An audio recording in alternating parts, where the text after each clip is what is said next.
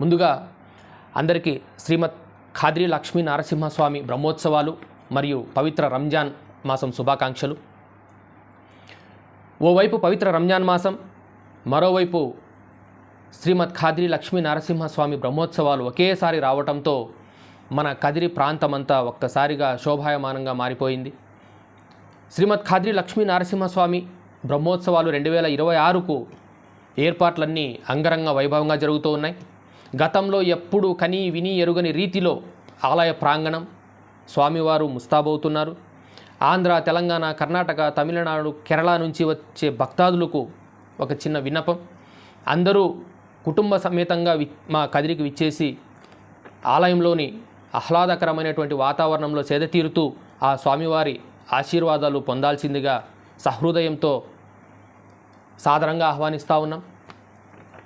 ఇదివరకు కదిరి బ్రహ్మోత్సవాలంటే కళ్యాణోత్సవము మరియు తేరు, ఈ 2 దినాలు మాత్రమే మనకు ప్రాముఖ్యంగా ప్రసిద్ధిగా ఉండేవి.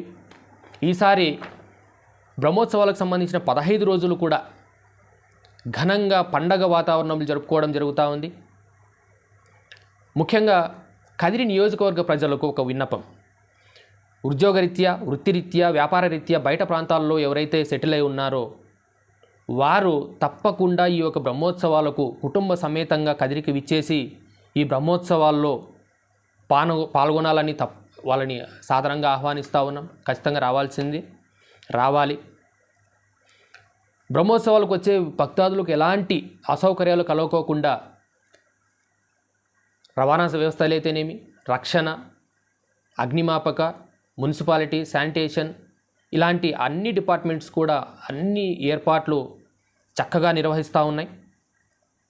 మనం చూసాము, మొన్న యోగి వేమన జయంతి ఉత్సవాలు మనం చాలా ఘనంగా నిర్వహించుకున్నాం.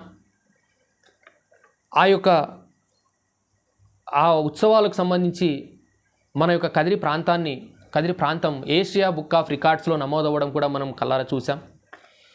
అలానే దాని తర్వాత తిమ్మమ్మ మరిమాను శివరాత్రి ఉత్సవాలు కూడా చాలా ఘనంగా నిర్వహించుకున్నాం. అదేవిధంగా ఈసారి కదిరి బ్రహ్మోత్సవాలను కూడా, లక్ష్మీ నరసింహస్వామి బ్రహ్మోత్సవాలను కూడా అదే రీతిలో అంతకంటే ఘనంగా జరుపుకొని మన ప్రాంతాన్ని, మన యొక్క కదిరి యొక్క పేరు ప్రతిష్టలను మార్మోగిద్దాం, మన ప్రాంతాన్ని అభివృద్ధి చేసుకుందాం. ఈ సందర్భంగా దీనికి ముఖ్య కారకులైనటువంటి కదిరి శాసనసభ్యులు శ్రీ కందికుంట వెంకటప్రసాద్ గారికి, మాజీ శాసనసభ్యులు శ్రీ ఎంఎస్ పార్థసారథి గారికి హృదయపూర్వకంగా ధన్యవాదాలు తెలుపుకుంటున్నాం. అందరం తప్పకుండా కుటుంబ సమేతంగా విచ్చేసి ఈ పండగ వాతావరణాన్ని ఆస్వాదిద్దాం. కదిరి తేరు అనగానే మన యొక్క సాంప్రదాయం అది. అలాంటి సంప్రదాయాలను, మన యొక్క పండగలను కాపాడాల్సుకోవాల్సిన బాధ్యత మనదే. కాబట్టి అందరూ తప్పకుండా, ఇంతకుముందు ఎప్పుడు చూసేదే కదా, ఎప్పుడు చాలాసార్లు చూసాం కదా అనేటువంటి భావనలో ఉండద్దండి. తప్పకుండా అందరూ ఈ యొక్క బ్రహ్మోత్సవాలకు కుటుంబ సమేతంగా వీలు కల్పించుకొని రావాల్సిందిగా సహృదయంతో ఆహ్వానిస్తూ ఉన్నాం. మత సామరస్యానికి మన కదిరి ప్రతీకగా ఉండేటట్లు మనం తీర్చిదిద్దుకుందాం.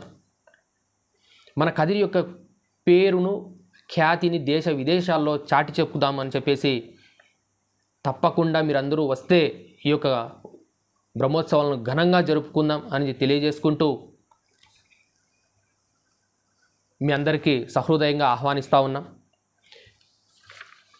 ఈ యొక్క బ్రహ్మోత్సవాల యొక్క అనుభూతిని, ఈ యొక్క ఏర్పాట్లు ఎలా ఉన్నాయి, మీరు ఏ విధంగా అనుభూతి పొందారనే విషయాలని ఒక్కసారి మీరు కామెంట్ల రూపంలో తప్పకుండా తెలియజేయాలని ఆశిస్తున్నాం. జై హింద్, జై భారత్.